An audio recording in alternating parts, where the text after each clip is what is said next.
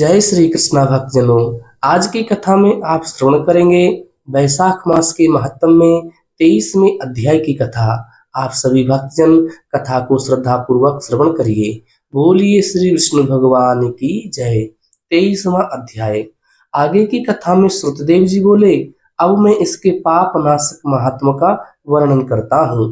माधव मास में अक्षय तृतीया के दिन जो सूर्य उदय में प्रातः काल स्नान कर देव ऋषि तथा पितृस्वरों का तर्पण तथा श्राद्ध कर मधुसूदन भगवान का पूजन करके दान करते हैं, वे संपूर्ण पापों से छूटकर विष्णु लोक को जाते हैं। इस तिथि की प्रख्याति कैसे हुई वह भी बताता हूँ। हे राजन, तू सावधान होकर सुन। प्राचीन काल में राजा बलि के संग इंद्र का तथा देवता और दैत्यों का आपस में द्वंद्व युद्ध हुआ, जिसमें इंद्र ने बलि को जीत लिया। तब बलि तो पाताल लोक को चला गया और इंद्र पृथ्वी पर विचरण करते हुए एक दिन उतथ्य ऋषि के आश्रम में जा पहुंचा।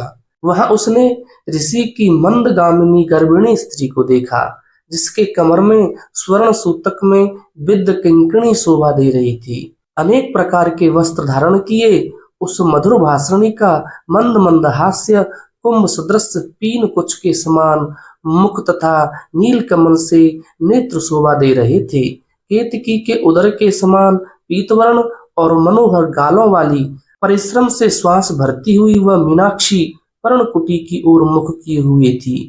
उसे पलंग पर शयन करती हुई देख इंद्र को मोह उत्पन्न हुआ और वह बलपूर्वक उस गर्भिणी स्त्री से भोग करने लगा। तब गर्भस्थ पिंड ने अपने गिरने के भय से दुखी हो अपने पांव से योनि मार्ग को ढक दिया, जिससे इंद्र का वीर पृथ्वी पर गिर पड़ा।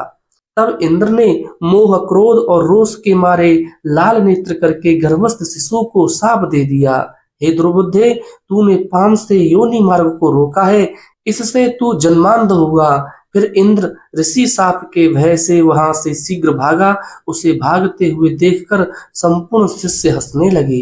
तब इंद्र लज्जा के मारे पहाड़ की कंदरा में जा घुसा और वहां बैठकर उग्र तप करने लगा। उस समय राजा बलि और उसके साथी दैत्यगणों ने गुप्त दूतों द्वारा भेद लेकर देवताओं पर आक्रमण कर दिया। अमरावतीपुरी दिक्पालों की विभूति तथा स्वामी रहित देवता अपने राज्य पर दैत्यों द्वारा आक्रमण करने से व्याकुल होकर देवगुरु बृहस्पति के पास जा इंद्र का वृतांत पूछते हुए बोले, हे महाराज, इंद्र कहाँ हैं? बहुत दिन व्यतीत हो गए, वे क्यों नहीं आते हैं? इस प्रकार देवताओं के पूछने पर बृहस्पति बोले, इंद्र बलि को जीतकर उतथ्य के आश्रम पर गया था।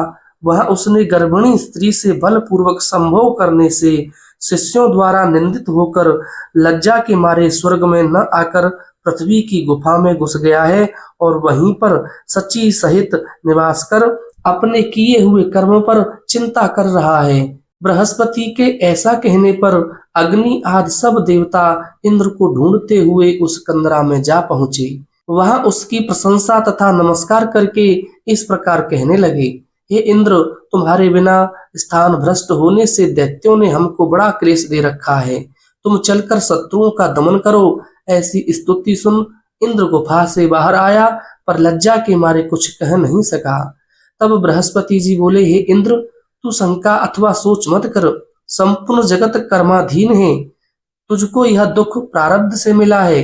गुरु की बात सुन। इंद्र ने कहा, हे मानद, पर स्त्री गमन के दोष से मेरा बल वीर यश सब नष्ट हो गए हैं, इसलिए मैं यहाँ गुप्त वास कर रहा हूँ। इंद्र की यह बात सुनकर बृहस्पति सहित सब देवताओं ने मधुसूदन भगवान के प्रिय वैशाख मास में जो सब तिथि बड़ी पुण्य रूपा होती हैं, उसमें शुक्ल पक्ष की अक्षय तृतीया के दिन बलि के बैरी इंद्र को स्नान दानाद सद्धर्म कराए, जिसके प्रताप से इंद्र में विद्या और मंत्र शास्त्र आदि में पूर्वक शक्ति उत्पन्न होकर बल वीर्यादि बढ़ गए तथा पर स्त्री गमन का दोष भी नष्ट हो गया।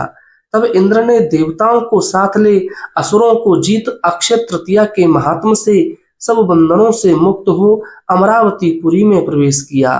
फिर सभी देवता इंद्र की आज्ञा पा अपने अपने घर जाकर पूर्ववत यज्ञाद में अपना अपना भाग लेने लगे। पितृस्वर पूर्वतः पिंड भाग प्राप्त करने लगे। राक्षसों के हार जाने से मुनि भी स्वाध्याय तथा ताप में संलग्न हुए।